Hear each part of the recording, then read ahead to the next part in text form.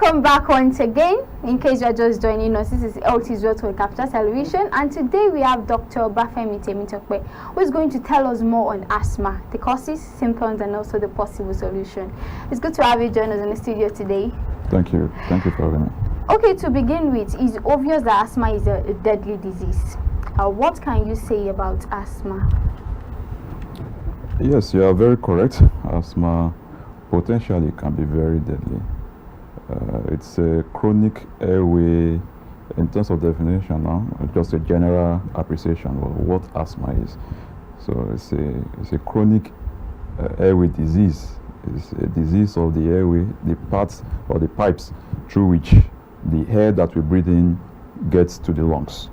So once those airways, once they are affected, once they are diseased in a particular manner, especially with the accompanying symptoms of cough, especially dry cough, wheezing, chest tightness, and breathlessness, we say that this is asthma. Of course, there are other things that we also need to assess before we can make a diagnosis of asthma. But generally, if these things are present, inflammation of the airway and then tightening of the airway, we say this is asthma. And if it is not discovered on time and appropriately treated, it can potentially lead to loss of life. So you said you made mention of cough, breath tightening, and all of that, and then you said there are other things. What are the other things that you have that you know that okay, you have asthma? Okay, when I said other things, what I was referring to, there are tests that a qualified medical practitioner would have to perform before a diagnosis of asthma can be made. We can have a clinical suspicion based on all these symptoms that I have mentioned, and especially if you look at these symptoms, you will know that they are not specific to asthma. So there are some other conditions that can make one cough. Tuberculosis can make one cough, of course, but there are some peculiarities to these symptoms. For instance, the symptoms of asthma are typically was at night and in the early mornings. So that's one of the giveaways that will make one suspect that probably this is asthma, and then go ahead and perform the necessary investigations. So why are asthma patients always having attack in the night and in the morning? Okay, why are they always having attacks in the night and in the morning will also take us to something else that is peculiar in a way to asthma. In the night, the temperature typically is low. In the morning, the temperature, I'm talking about the ambient temperature, is generally also low. So cold on its own is one of the triggers for asthma. And so this may be a contributing factor that makes it worse, or the symptoms are typically worse at night and in the mornings. You made mention of one factors of asthma. What are the most common factor of asthma? If you're talking about what are the things that may push someone towards having asthma, I would say risk factors. Yeah, the things that some of the things that may make someone develop asthma, there are multiple in different domains.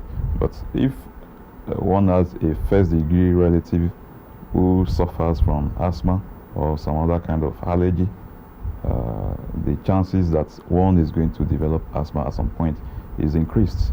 For instance, if one has a parent, if one of the parents is asthmatic, the chances of developing asthma may increase by up to 3 to 6 times compared to someone who doesn't have a parent with asthma. Some of the other things that may predispose one to developing asthma. Let's start from the stage of development of the baby. If a mother smokes in pregnancy, the chances that that baby is going to develop asthma is increased. Of course, it doesn't necessarily mean that all children born to mothers that smoke must develop asthma. It doesn't work that way. But the chances, the risk of developing asthma is increased. Children that are born prematurely, especially if they required intubation, ventilation, that's breathing through machine, as part of their treatment, they are at increased risk of developing asthma later in life. Children that are born before time, what we generally refer to quote preterm babies, they may have a higher chance of developing asthma later in life. Most of people that develop asthma, the sensitization process we typically start either in pregnancy or in early childhood. So it's very important that we are very careful with children and take note of the things that they are trying to tell us in their own unique kind of way. Yes. They can't talk. So, for instance, if a father is smoking in the room where a young toddler is, the child cannot talk to say Yes. that I don't like this. This smoke, second-hand smoke, is a very important risk factor in the development of asthma. So it's very important that we take note of all these things. Occupation, the kind of work that people do, may also contribute to their risk of developing asthma. There are some occupations that require you to work with chemicals. Of course, like I said before, it doesn't mean that everybody that works in that industry is going to develop asthma. It just means that the risk of developing asthma is higher. And then people that work in detergent industry, textile industry, working with metals, even baking, funny enough. So that means with that baking, is it too much heat or the flour? I'm not entirely sure. Okay. I'm not entirely sure. But if you understand that it's a respiratory infection, somehow maybe there are some chemicals that are released in the process, in the baking process, that affect the airway once they get in there to cause asthma later in future. So. Okay, I'm going to take you back to one of the things that you said, and that's you said if someone in the family is asthmatic, it's possible that the child will also the child will develop asthma. How is that possible? Can you tell us more on that? Okay, and that is let me explain this. There's a model. Okay. There is an interaction between genetic factors and environmental factors. Okay. So there are some genes that we think might be related to development of asthma. But of course, the presence of those genes may not mean that that person will develop asthma, unless there are some other environmental factors that may now come into play to work on those genes to make them become expressed. So the genes are just there, they are not doing anything, they are just there, dormant. But once they get triggered by some of the risk factors that I already mentioned, then the person may start to developing symptoms of asthma.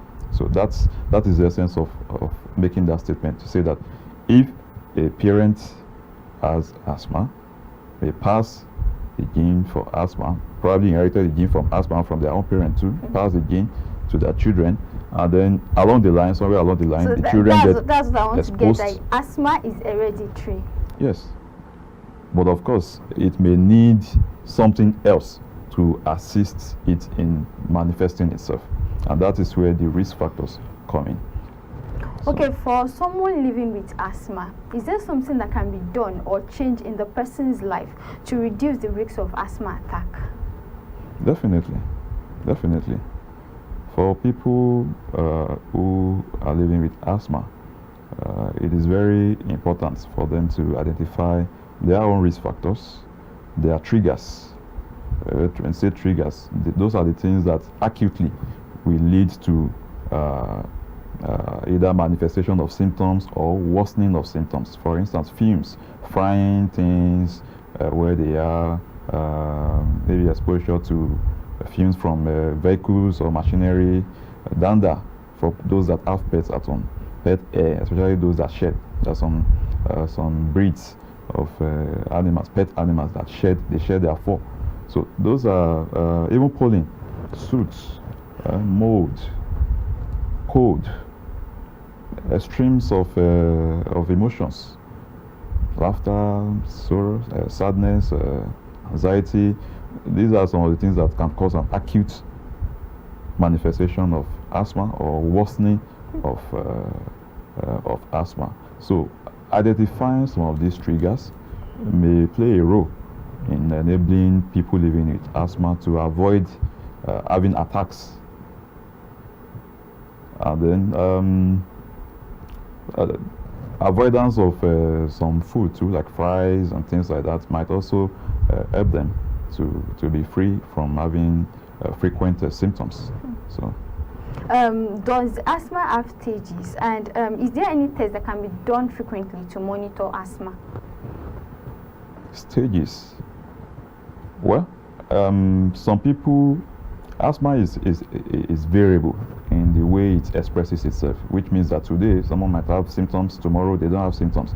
So it's a reversible but chronic condition, meaning that once you have the condition, it's chronic, it's quasi-permanent. All right, but symptoms may vary in terms of severity, in terms of frequency. So some people may just have, maybe they may not have symptoms maybe once in a month, while others may have symptoms sometimes 4 or 5 times in a month. Some people may have very mild symptoms that they can do by just taking their some don't even take any medications, and they get by. Whereas there are some people that if they miss their medication for any period of time, they are in trouble. Right? So asthma can be mild, it can be moderate, it can be severe. Asthma can be life-threatening. We talk about silent chest. If the inflammation and the constriction of the airway, the tightening of the airway, if it's severe enough, that means air cannot get in at all. That's life-threatening. That's almost like a death sentence. So in terms of this, yes, and these stages, there's a possibility to go higher in this ladder, and there's also the possibility to come down in this ladder. So it's variable in terms of manifestation. So. Okay. You said something about asthma can go on its own without medication. Is there something that can do to control the asthma in order for it to go without medication? Something that can be done for asthma to go without medication? Yes. Or it's just natural? Let me reiterate. Asthma is a chronic condition. Chronic conditions like hypertension, like diabetes mellitus, they don't go. They don't go. The symptoms may become better to the extent that some people may not even have any asthmatic attack for upwards of 1 year, 2 years, 3 years. But that doesn't mean that asthma has gone. Usually, asthma is worse in children. Number one, children cannot talk, so you don't know when they're in trouble sometimes until it's too late. Yes. All right. So, and then the airway in children is very narrow. Children they're tiny. So it's only logical that their airway too will be tiny compared to adults. So any small insult, any small, maybe they have a viral infection, respiratory infection, any small swelling in the airway can cause very severe asthma. But as children grow older, their airway also becomes bigger, becomes more capable of dealing with all these irritants, fumes in the air, pollen and all that. So it may appear as if the asthma has gone. But what is just happening is that the body is better able to handle itself properly. And so the symptoms abate around that time. But the asthma disease is still there somewhere. So if conditions become right again, the symptoms will manifest. So the idea that maybe children outgrow asthma is not an entirely correct one. It's just that somewhere along the line, they become better able to deal with insults, things that would have normally caused them to have asthma before, but now they are bigger, they are more capable of dealing with such things. And yes, there are tests that can be done for people living with asthma, but that would need to be done by usually it will be ordered by respiratory physicians. There are physicians that specialize in treatment of airway diseases generally, chest infections, airway disease generally. So, fist spirometry is a test that can be done. The people living with asthma, these people living with asthma, can also be taught how to do some of these tests at Test home. on their own. Yes, it's not rocket science actually. So, if they are taught how to do this test at home, they can do it at home. And if they notice any serious abnormalities, they can always present to the hospital for further evaluation, and they get the necessary treatment before things get seriously out of hand. So, because you don't have an attack does not mean you don't have asthma again. So be cautioned. Thank you very much, doctor. Thank you very much. Let's quickly go on a short break. So by the time we come back, we can talk about solutions and also give an health tips on it. Let's go and have the public opinion on health matter.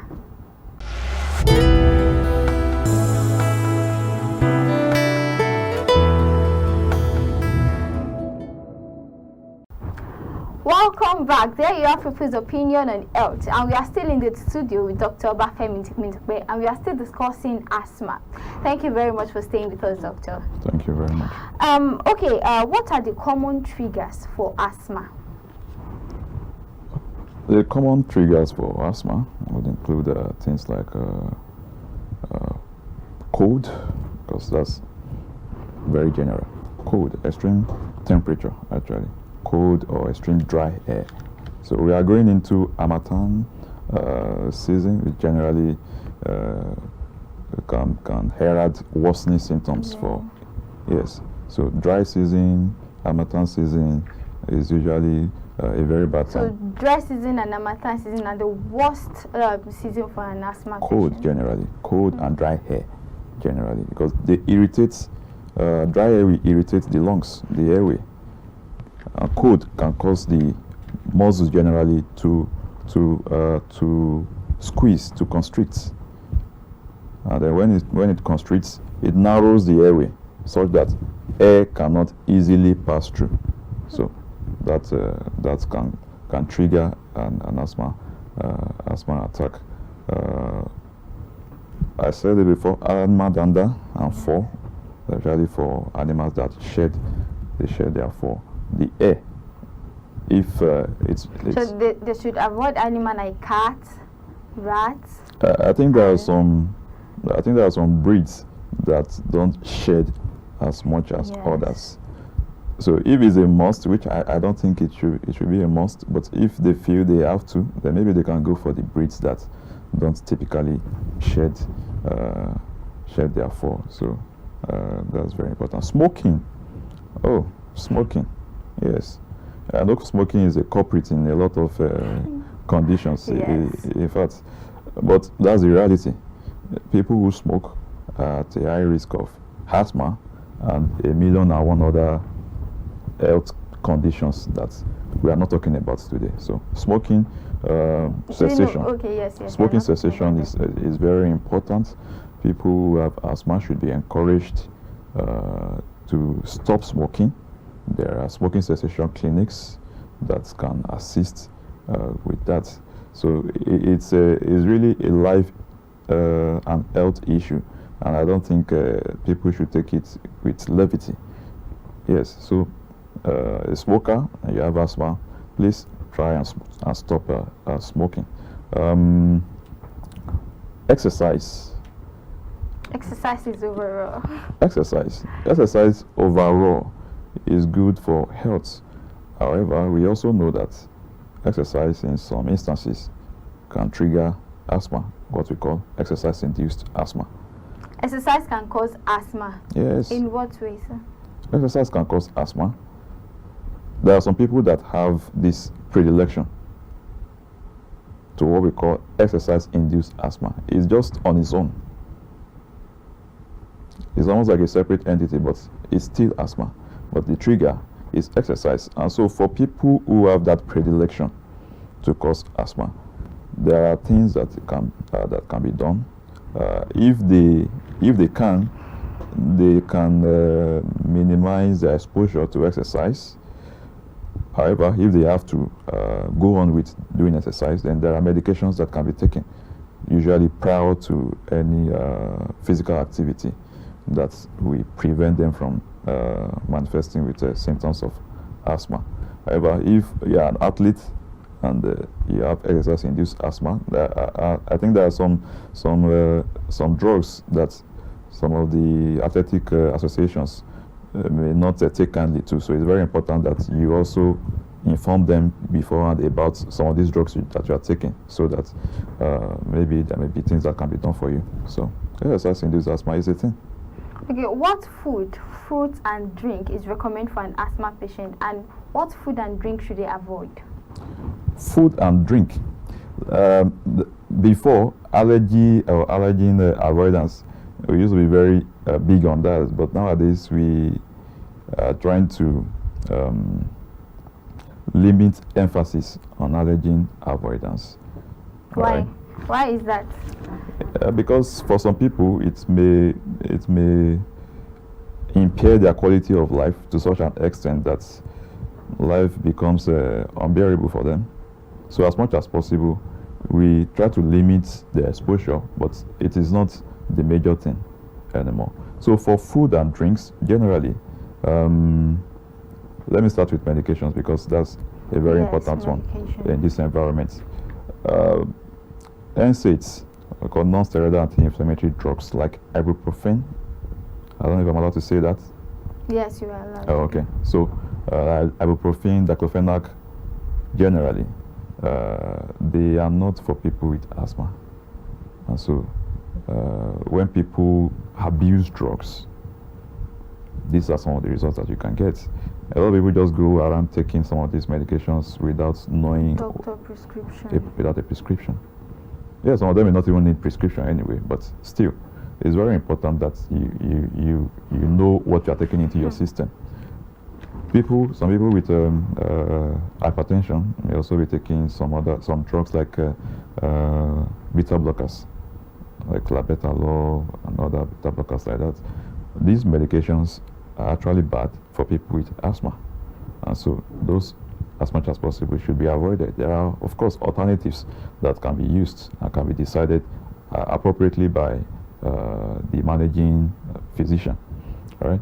Now, in terms of food, nuts generally, food that have pollen that are in their what's it called? Bag. No, not polythene bag per se. When I say pollen, I mean there are some flowers. There are some particles inside of them. Okay. Yes, I know there are some of these flowers that they harvest to make drinks. I don't want to call the name of the drinks now, but yes. So those kind of nuts generally, and then any food that can predispose to choking, like nuts,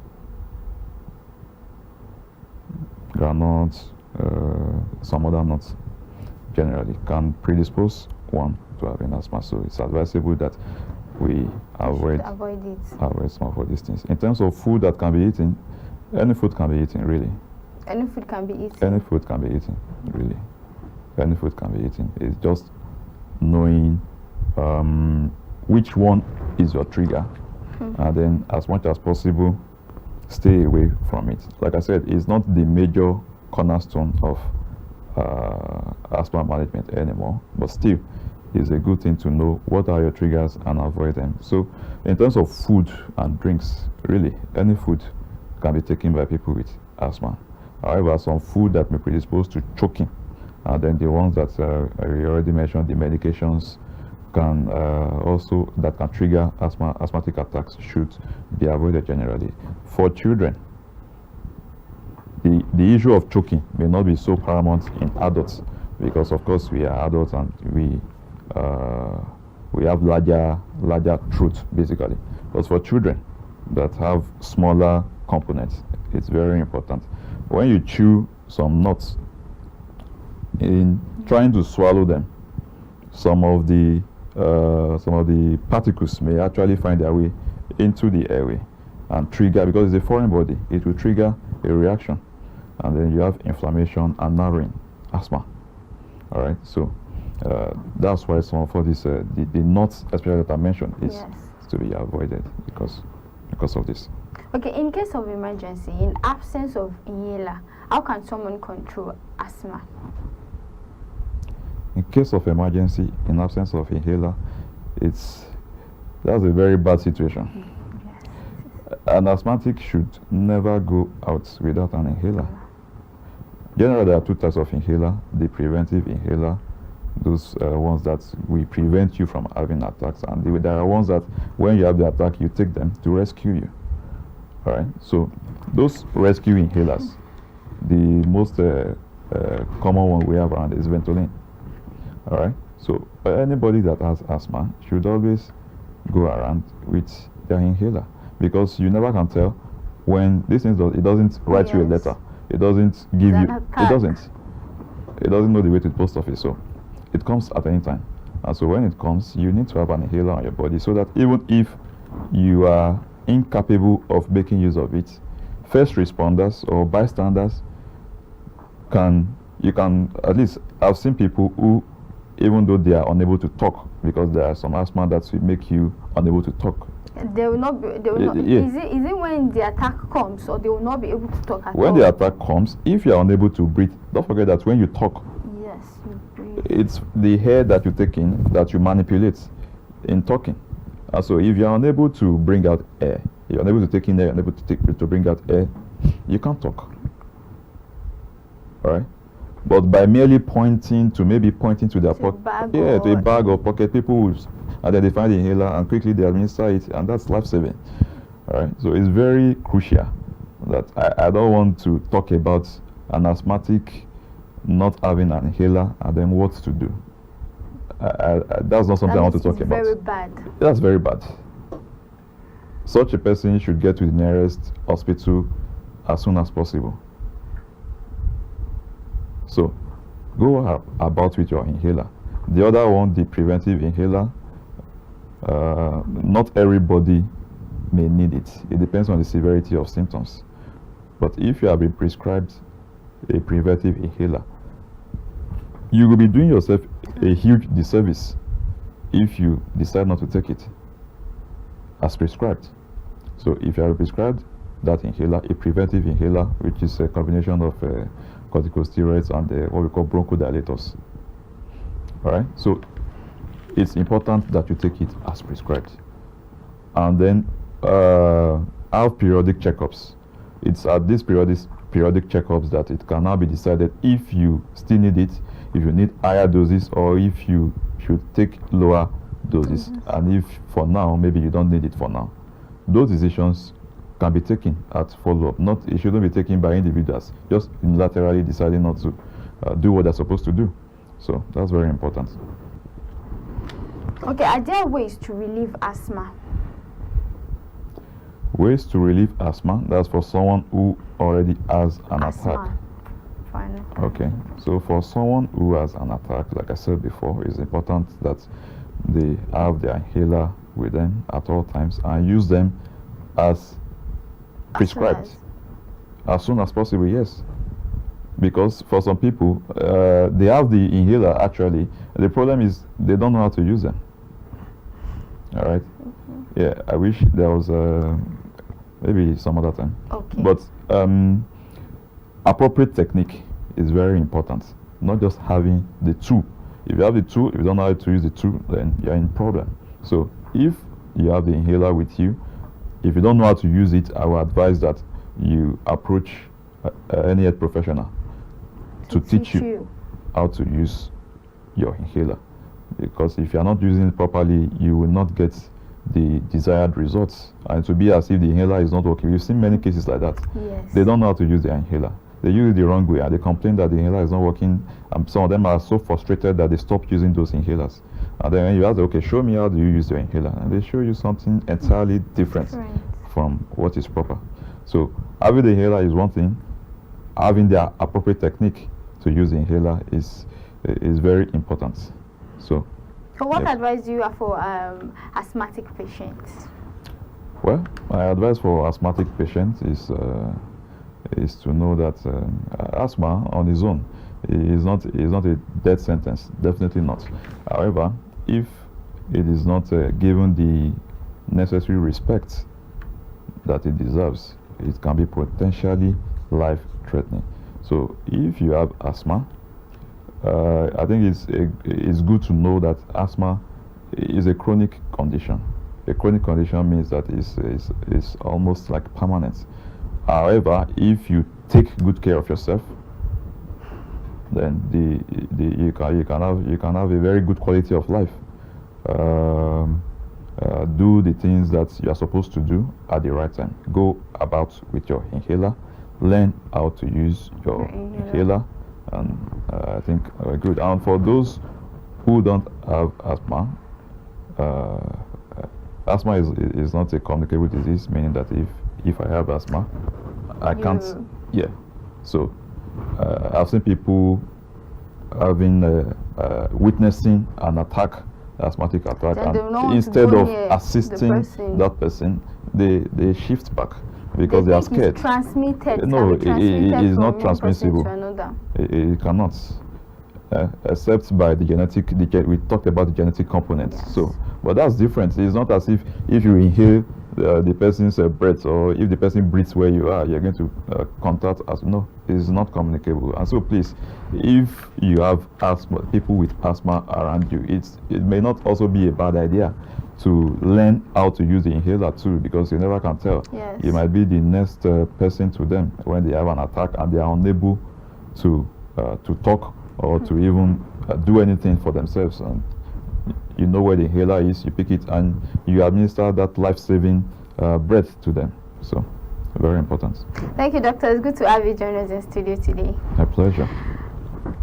Asthma is not a death sentence. If you have asthma, please be cautioned. Always go around with your inhaler. And for people who are not living with asthma, please, asthma is not transmittable. It cannot. Asthma cannot jump from one person to another. So if you see any asthma patient that is under attack, you can just help the person, and you can also learn how to use the inhaler in order for you to help any asthma patient. And that will be all on today's episode on Health is Wealth. See you again next time. I am Yetunde Alanamu.